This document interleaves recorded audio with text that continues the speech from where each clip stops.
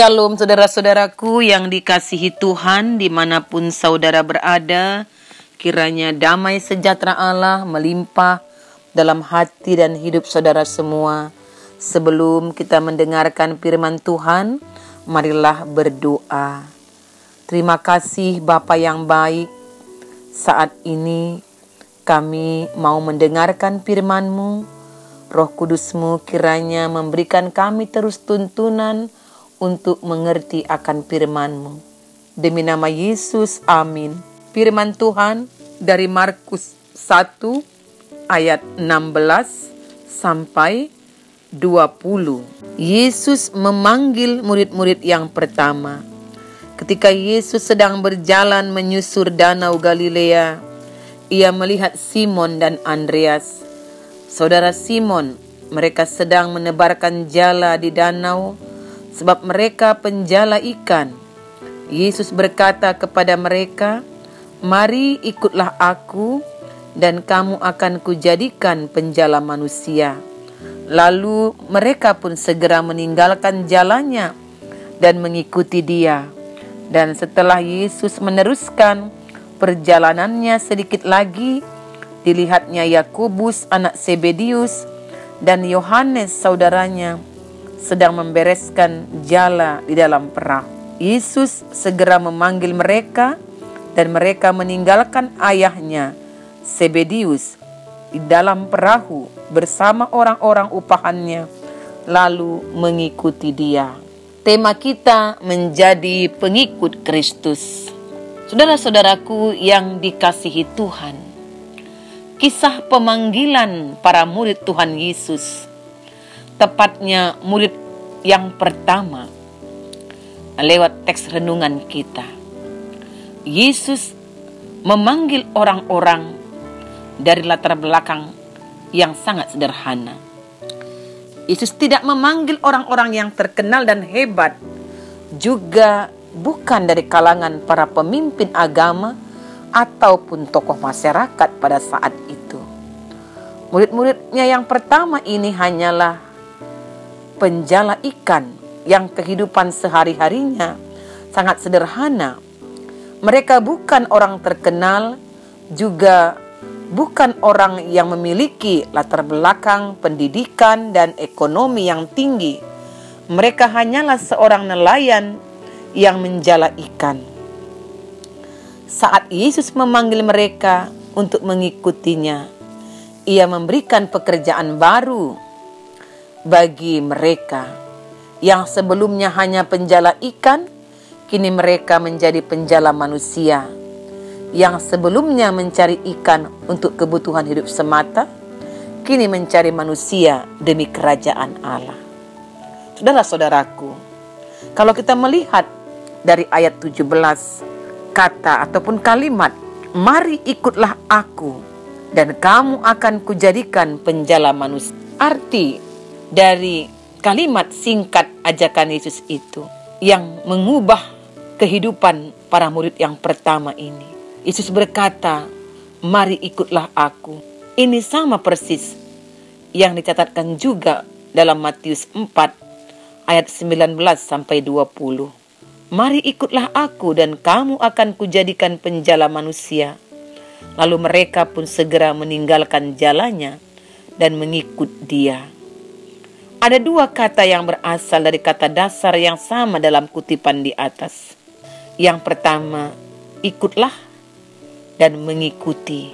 Jadi ajakan Tuhan Yesus ini, "Mari ikutlah aku," mempunyai arti yang bersifat khusus. Mari berjalanlah di belakangku. Tuhan Yesus memanggil murid-muridnya untuk berjalan di belakangnya. Apa arti berjalan di belakang seseorang?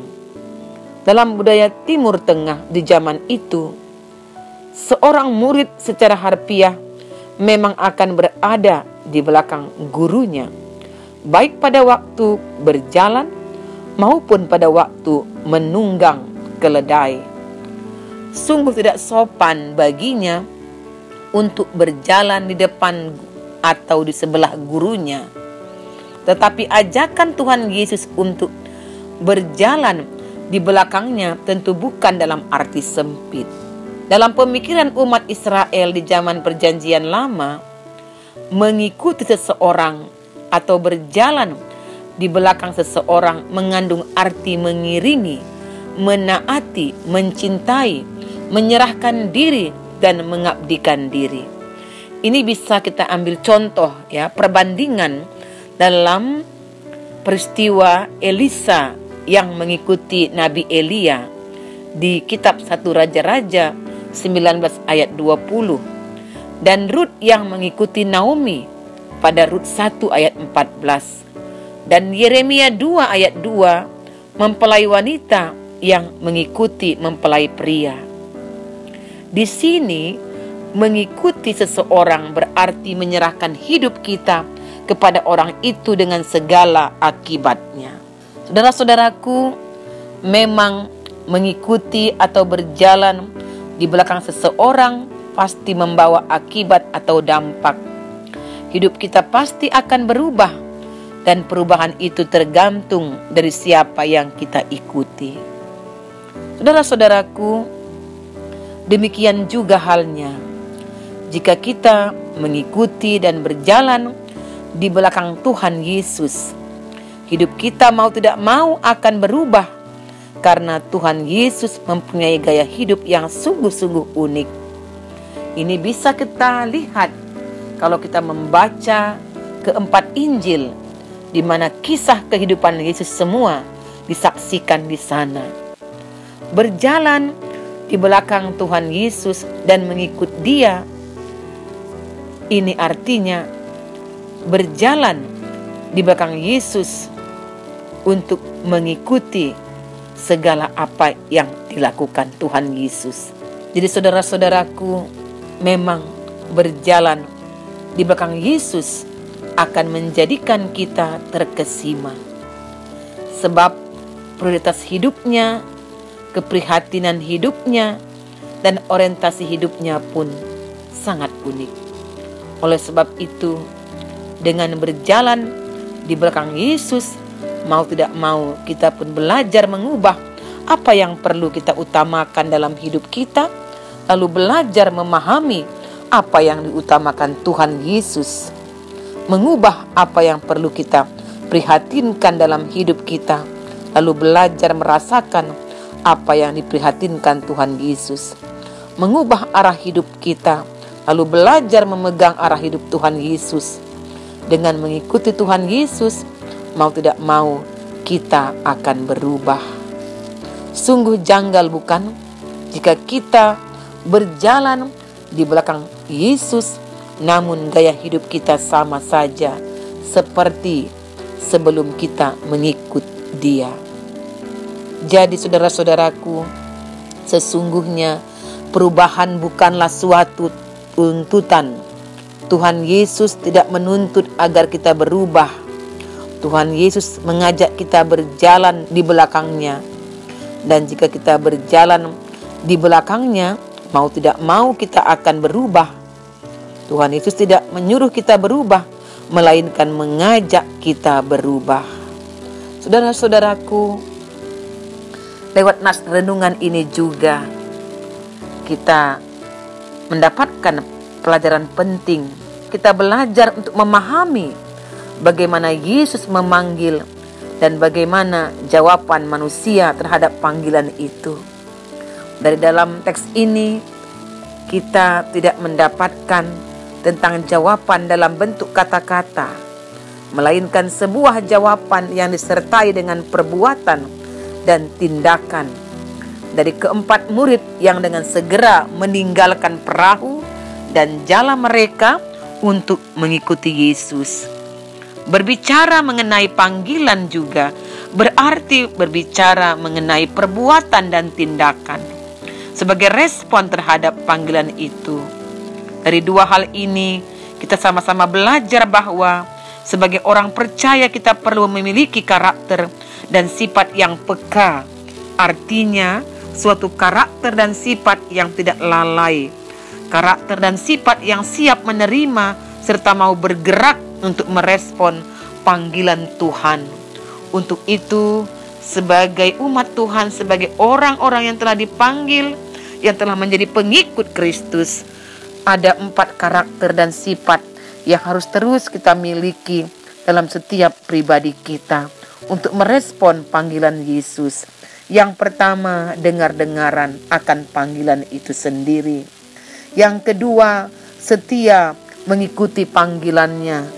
Ketiga, taat dan setia. Keempat, bertanggung jawab untuk memprioritaskan Yesus dalam hidup ini. Jawablah panggilan Yesus, bukan dengan kata-kata, melainkan dengan perbuatan dan tindakan taat, karena itulah yang diinginkan oleh Tuhan. Saudara-saudaraku yang dikasihi oleh Kristus, tema kita tadi menjadi pengikut Kristus. Sebagai pengikut Kristus, kita perlu mengetahui bahwa bagi Tuhan yang terpenting bukan persoalan apa pekerjaan atau perbuatan kita di masa lalu. Yang Tuhan kehendaki agar setelah kita dipanggilnya, kita diperbaharui, kita melayaninya seturut kehendaknya. Tidak perlu memperhitungkan apa yang telah kita tinggalkan, melainkan dengan kesungguhan hati mengikuti Tuhan yang telah menyelamatkan dan memanggil kita. Saudara-saudaraku, bila kita sungguh-sungguh mau mengikut Dia, maka hidup kita akan diubahkan dan diperlengkapi, sehingga banyak orang dapat menyaksikan Kristus melalui hidup kita dan memuliakan namanya. Menjadi pengikut Kristus juga kita disadarkan bahwa sebagai pengikut Kristus kita pun akan juga menemui banyak kesusahan, banyak tantangan dalam perjalanan hidup kita menyaksikan Tuhan, dan banyak juga penderitaan. Tetapi ingatlah, kita tidak akan ditinggalkan oleh Yesus, sehingga kita tidak akan berjalan seorang diri. Kita diajak berjalan terus, berjalan di belakangnya dan mengikut Dia. Karena itu kita ingat apa juga yang dikatakan oleh Matius 16 ayat 24. Lalu Yesus berkata kepada murid-muridnya, setiap orang yang mau mengikut aku, ia harus menyangkal dirinya, memikul salibnya, dan mengikut aku. Inilah yang harus kita ingat. Kita dipanggil untuk memberitakan Injilnya, tapi juga kita dipanggil untuk berani menderita. Jangan cepat kecewa kalau ada penderitaan, rintangan, tantangan, atau apapun itu. Tetaplah setia sebagai pengikut Kristus, karena Tuhan pun setia kepada kita. Mari berdoa. Tuhan Bapa yang baik, yang telah memanggil kami sebagai pengikut-Mu, sebagai penjala manusia. Buatlah kami kuat untuk mewartakan Injil kasih-Mu lewat kehidupan kami, agar kami menyaksikan kasih Tuhan lewat kehidupan kami, dan kami pun menjadi pengikut Kristus yang setia sampai akhir. Demi nama Yesus, amin. Salam saudara-saudaraku, Tuhan Yesus memberkati.